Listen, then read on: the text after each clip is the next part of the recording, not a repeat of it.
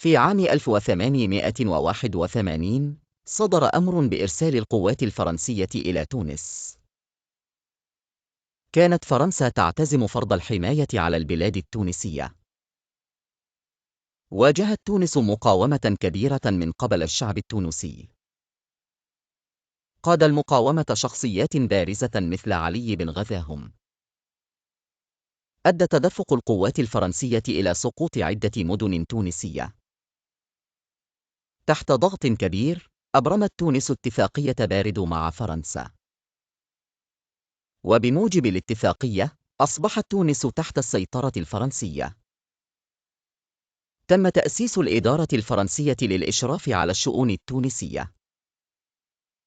بدأت فرنسا في تعزيز نفوذها في المجالات الاقتصادية والثقافية. أثرت الحماية الفرنسية سلباً على الحياة السياسية للسكان المحليين. ساهمت المقاومة الشعبية في تعزيز الهوية الوطنية التونسية.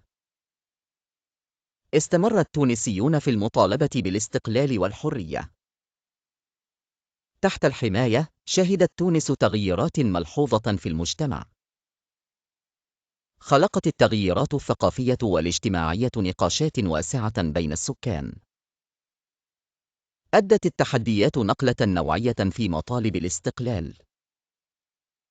في عام 1956 حققت تونس استقلالها، إلا أنه كان يوجد قاعدتين فرنسيتين، وبعد ذلك دخلت البلاد في مواجهة وتم طرد القاعدتين وأنهت الحماية الفرنسية.